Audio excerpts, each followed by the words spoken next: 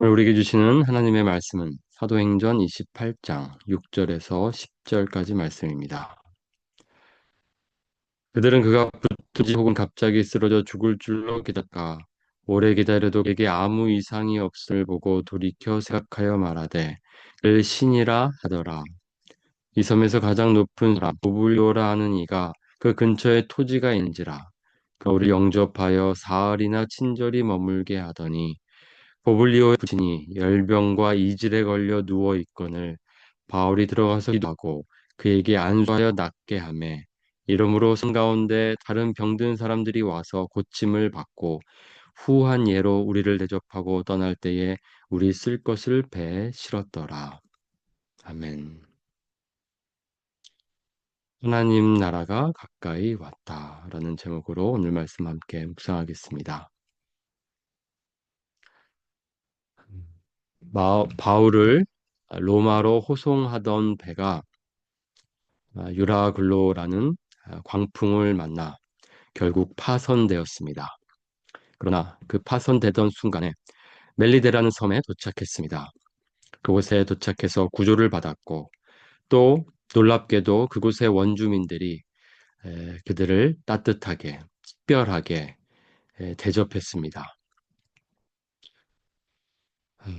하나님의 보호하심을 우리가 함께 보았습니다.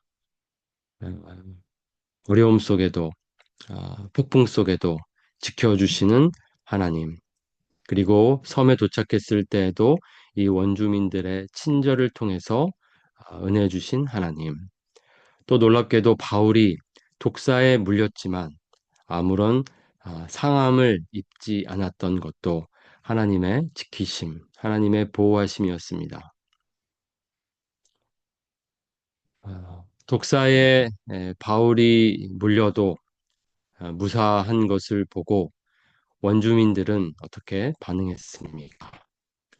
그에게 아무 이상이 없음을 보고 그렇게 생각하여 말하되 그를 신이라 하더라. 그곳에 쓰는 사람들의 세관이었습니다. 독사에 물렸을 때는 뭐라고 생각했습니까? 바울이 살인한 거다. 그렇기 때문에 이렇게 독사에 물리게 되었다. 라고 생각했습니다. 그리고 또 독사에 물려도 아무런 해를 받지 않자. 이번에는 갑자기 신이라고 생각했습니다. 그들이 믿었던 이 신이라는 것이 얼마나 단순한지 우리가 알 수 있습니다.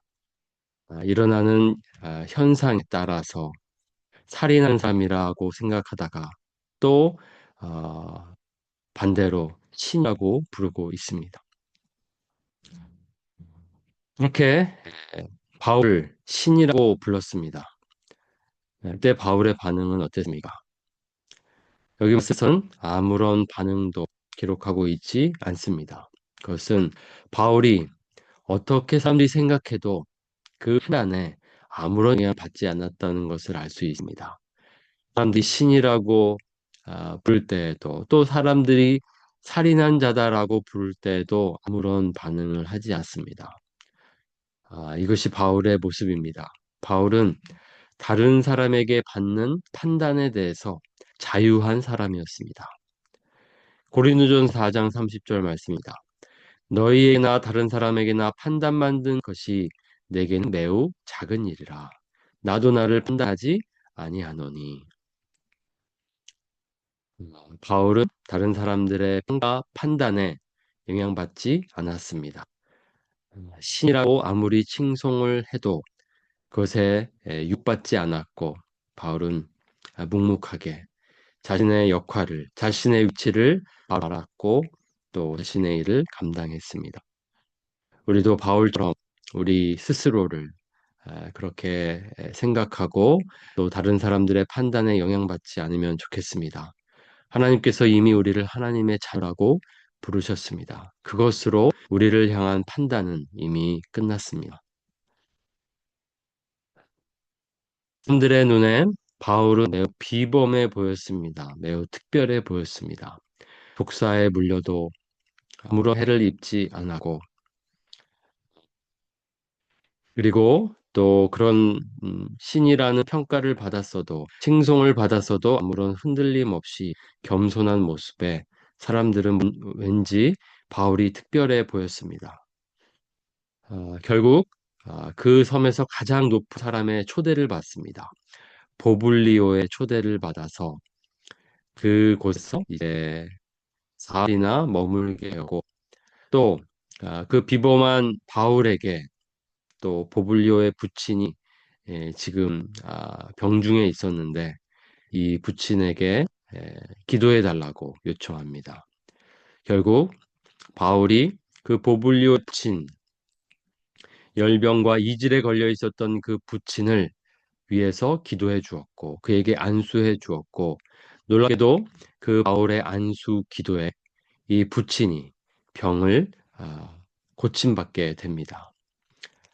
열병과 이질로부터 고침을 받습니다. 놀라운 치유의 기적이 일어났습니다. 바울을 통해서 역사하시는 하나님이십니다. 바울을 통해서 그렇게 이 보블리오의 부친이 병을 낳았던 것은 예수님이 말씀하신 그대로였습니다. 예수님께서 뱀을 집어올리며 무슨 독을 마실지라도 해를 받지 아니하며 먹는 사람에게 손을 얹은즉 나으리라 제자들에게 약속하셨습니다. 그렇게 말씀하셨습니다. 지금 바울을 통해서 그 말씀이 그대로 이루어지고 있습니다. 독사에 물려도 해를 입지 않았고 또 오늘 병든 사람에게 손을 얹은즉 고침을 받습니다. 우리가 예수님의 제자로서 아, 이러한 예수님의 약속을 받았다는 사실을 기억하면 좋겠습니다. 주님을 따라가며 살아갈 때에 주님의 일을 감당할 때에 주님께서 오늘 바울에게 행하신 그 놀라운 은혜를 우리에게도 베풀어 주시기를 바랍니다. 이 소식을 듣고 사람들은 몰려들었습니다. 병든 사람들이 몰려들었고 바울을 통해서 그들이 고침을 받았습니다. 음, 놀라운 기적이 일어나자 이제 사람들은 더 다르게 바울과 바울의 일행들을 대접했습니다. 후하게 대접했고 이제 곧 떠날 때가 되었을 때에는 쓸 것들을 가득 배에 실어 주었습니다. 멜리데 섬에서 일어난 놀라운 기적이었습니다. 그리고 바울을 통해서 임한 놀라운 사건들이었습니다. 치유의 기적, 무슨 무엇을 의미합니까? 예수님께서는 치유의 기적이 날 때에 이렇게 선포하고 있습니다. 하나님 나라가 가까이, 치유의 기적은 하나님 나라가 가까이 있다는 증거입니다. 이제 멜리데스에 바로 하나님 나라가 임하는 것을 봤습니다. 어느 문에 들어가지 말려는 것들 새로운 것을 벗고 거기 있는 자들을 치우하기를 하나님의 나라가 너희에게 가까이 왔다 하라.